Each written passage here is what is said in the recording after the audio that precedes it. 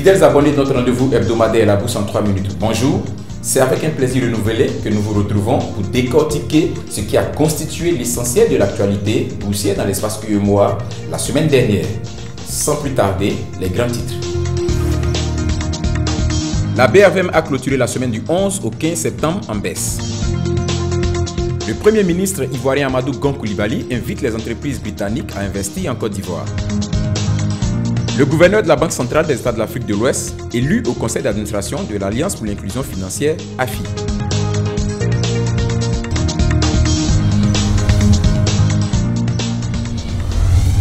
La Bourse régionale des valeurs mobilières a clôturé la semaine en baisse pour ses deux indices, le BRVM 10 et le BRVM Composite.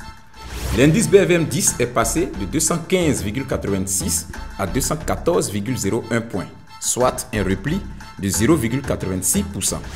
Quand l'indice BRVM Composite, pour sa part, a cédé 0,41% à 238,38 points contre 239,35 points la semaine précédente.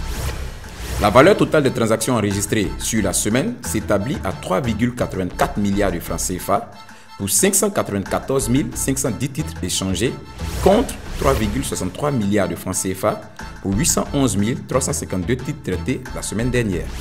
Au titre de la plus forte hausse de la semaine, BCC a terminé la semaine à 91 910 francs CFA en progression de 22,14%.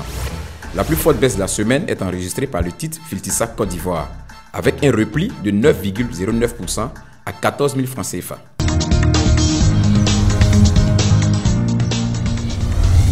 La valeur de la semaine revient à Nestlé avec un volume moyen transigé de 99 et une valeur moyenne transigée de 5 388 937 francs CFA. La compagnie a généré un bénéfice brut de 92,13 milliards de francs CFA en 2016 contre 85,72 milliards de francs CFA l'année d'avant, grâce à la chute des coûts des marchandises et des matières premières. Le Premier ministre ivoirien Amadou Gon Coulibaly a invité les entreprises britanniques à investir en Côte d'Ivoire afin de créer des emplois pour la jeunesse.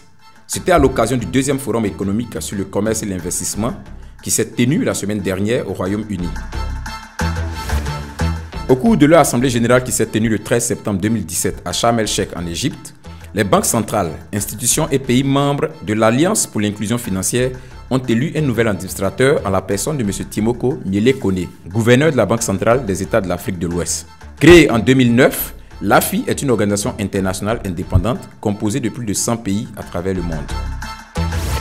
La liquidité bancaire dans la zone de l'Union économique et monétaire ouest-africaine, UEMOA, a augmenté de 370,5 milliards de francs CFA au deuxième trimestre 2017, comparé au trimestre précédent, a-t-on appris auprès de la Banque centrale des États de l'Afrique de l'Ouest, BCAO. Merci d'être resté fidèle à notre programme. À la semaine prochaine.